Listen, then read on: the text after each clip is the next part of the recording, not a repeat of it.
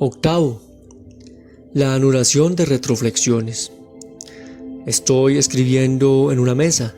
De acuerdo con las leyes actuales de la ciencia física, esta mesa está constituida abrumadoramente por un espacio lleno de billones de electrones en rápido movimiento.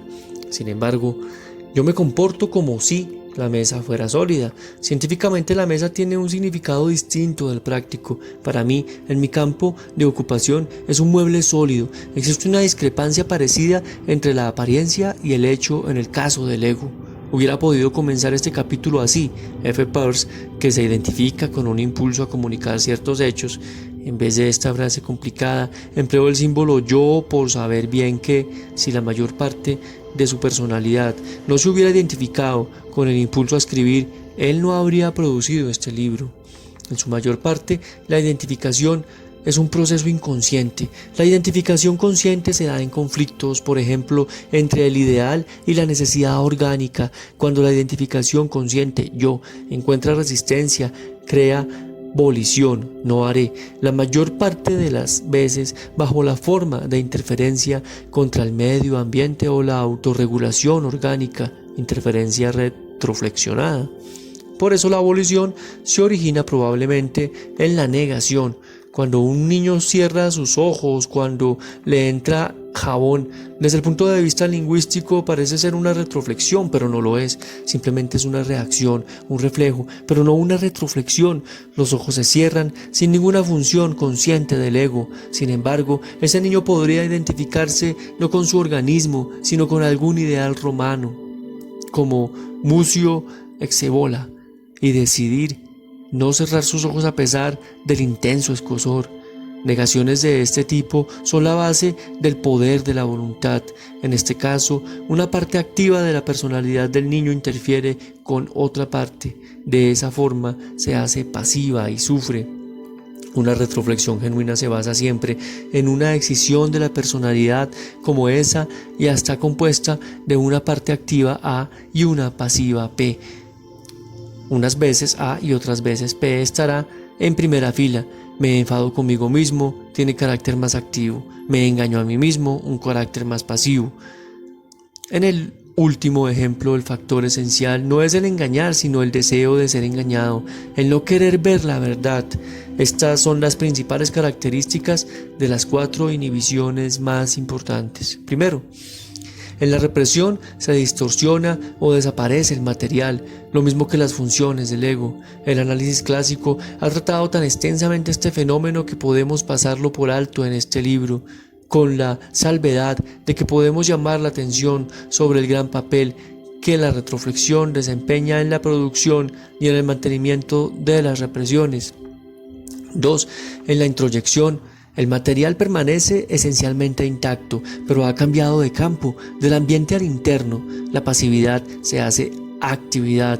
La nodriza golpea al niño, el niño introyecta, juega a la nodriza y golpea a otro niño. Las funciones del ego se hacen hipertrofiadas y pretenciosas, funciones como sí.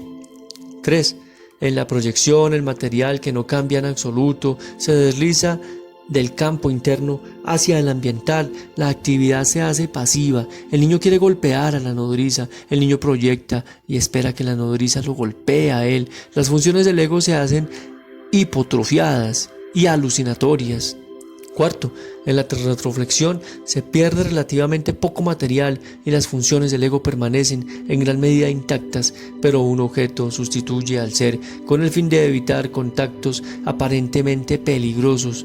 Esta pérdida de contacto con el miedo al ambiente conduce con frecuencia a resultados catastróficos.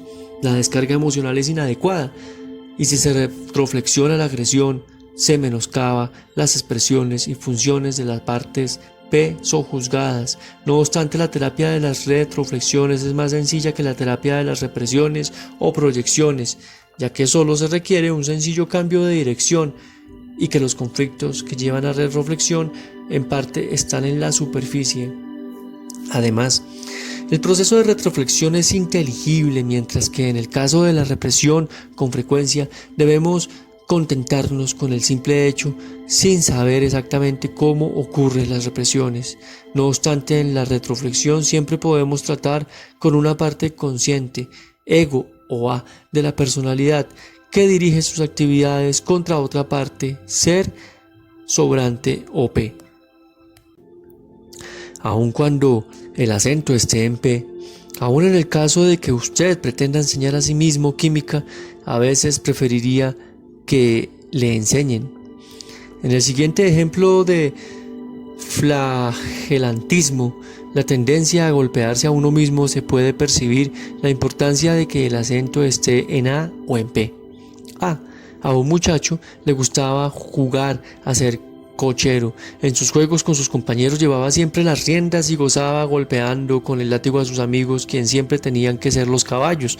Cuando estaba solo continuaba con frecuencia el juego, pero tenía que golpearse con el látigo a sí mismo por ser él que llevaba las riendas y el caballo al mismo tiempo. P. Otro muchacho, al realizar las tareas en casa, golpeaba muy fuerte sus nudillos cada vez que cometía un error.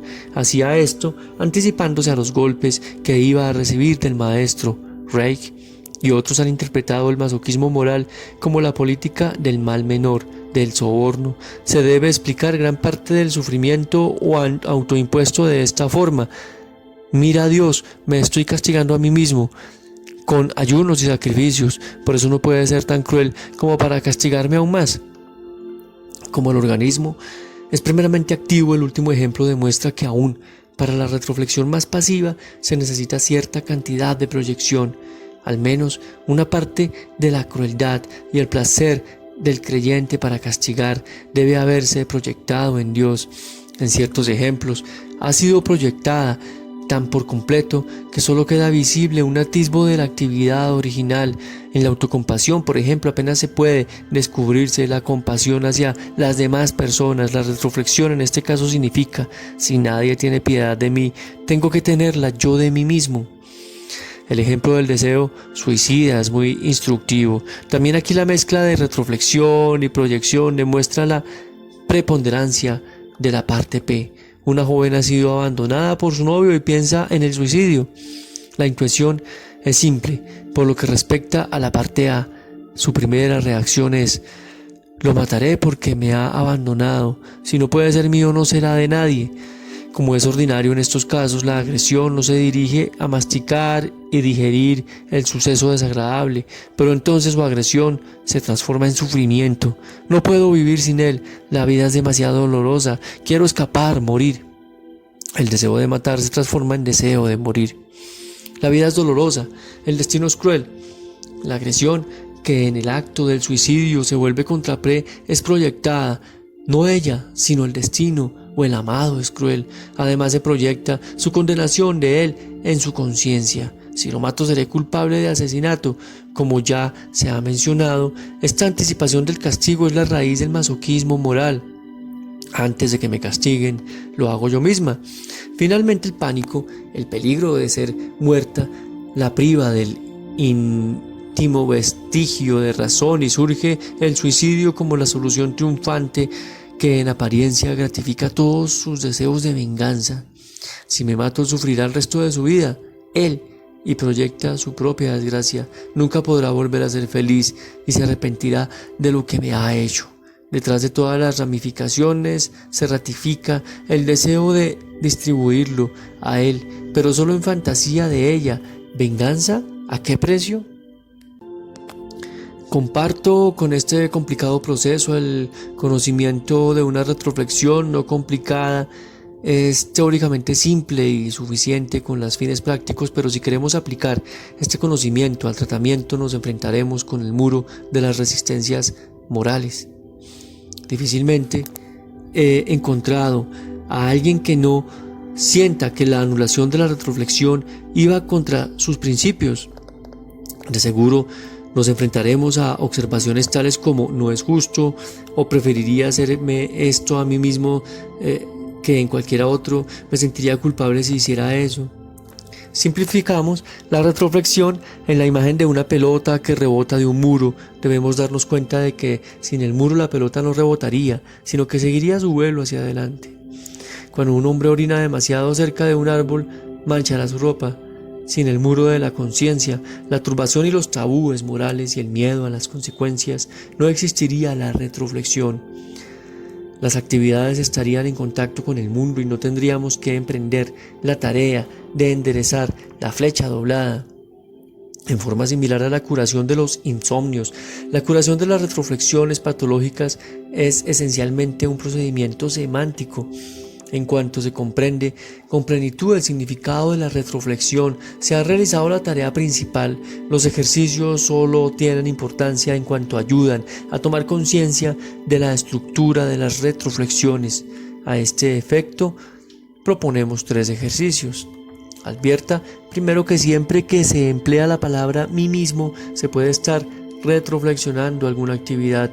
Lo mismo tiene aplicación a un sustantivo en conexión con auto, por ejemplo, autorreproche.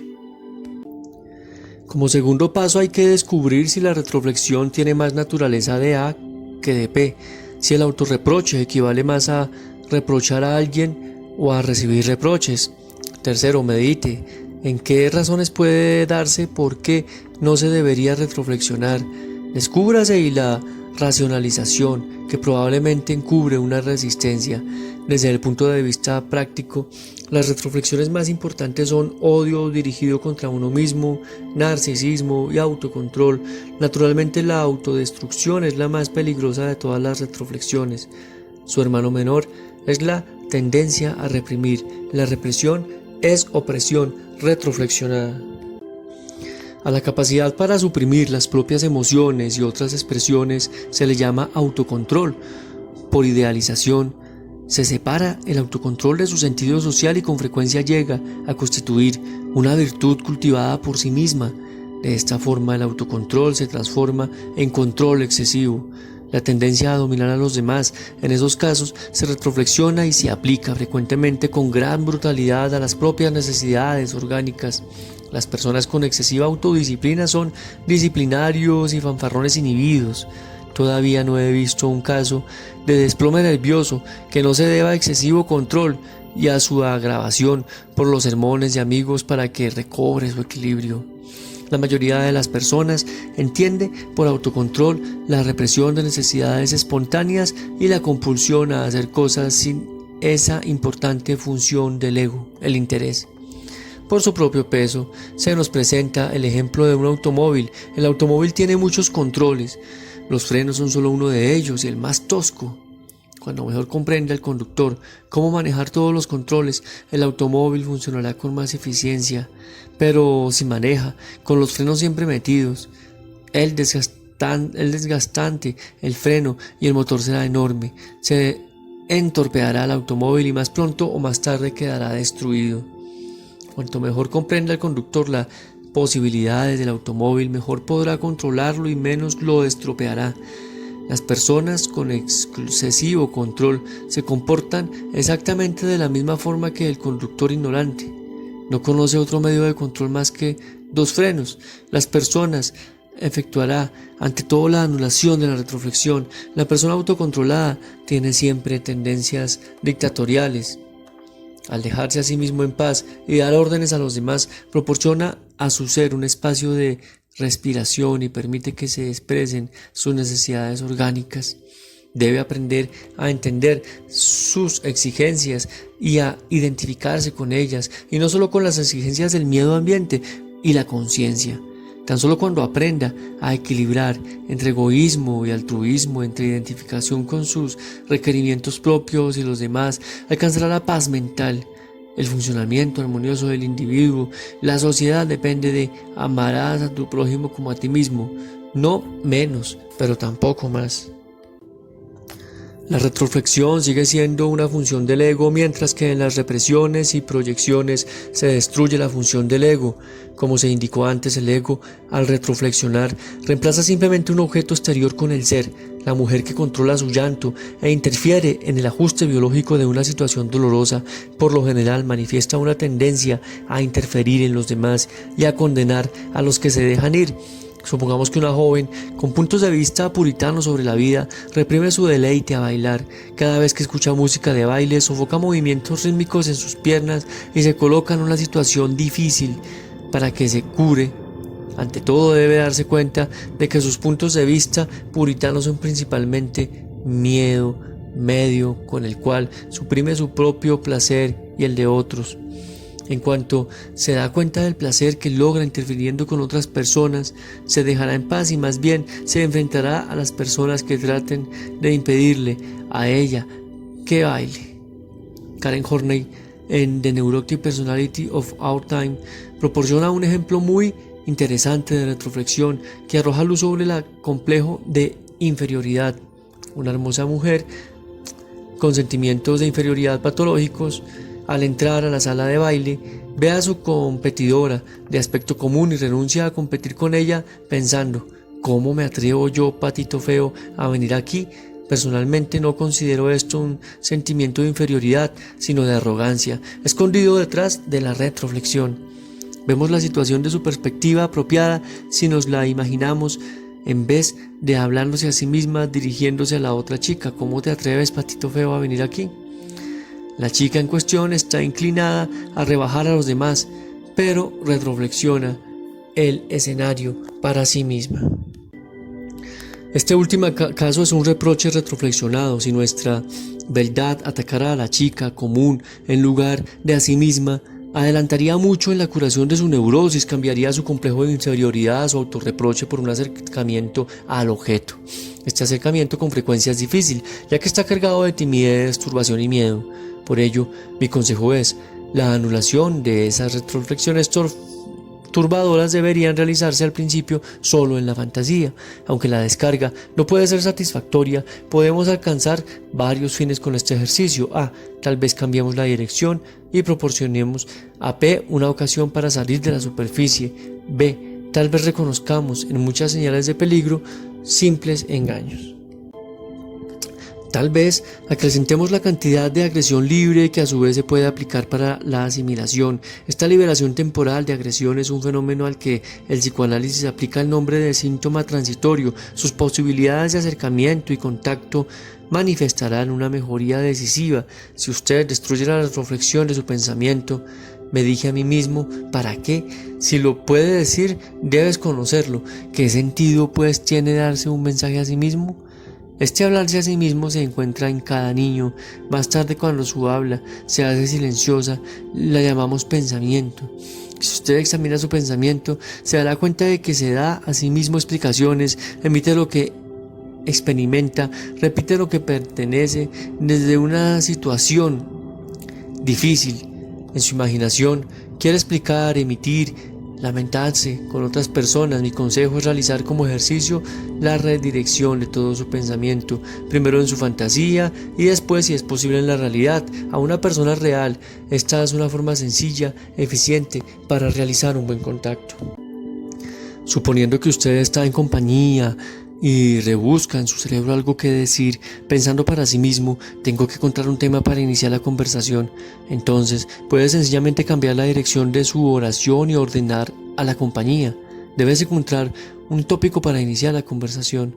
Se ha establecido el contacto y se ha roto el silencio torturador. La introspección es otra retroflexión y se encuentra con mucha frecuencia en las personas que se interesan por la psicología. Es la tendencia a observarse a sí mismo, a estudiar a sí mismo, en vez de observar y estudiar a los demás. Un estado de inactividad incubadora que está en conflicto directo con la conciencia sensomotora mencionada anteriormente en este libro, y de cuyo cultivo hablaré más tarde. Que en la anulación de las observaciones no es fácil, se llevará fácilmente este ejemplo. Un paciente me dijo: ayer tenía más ánimo. Respondí a mi esposa con más energía que de costumbre, y cuando me observé no pude descubrir reacción desagradable alguna. Lo que en realidad había observado no era a sí mismo sino a ella, porque él estaba aún atemorizado por su propio valor y en consecuencia se sintió aliviado al no ver en ella reacciones desfavorables.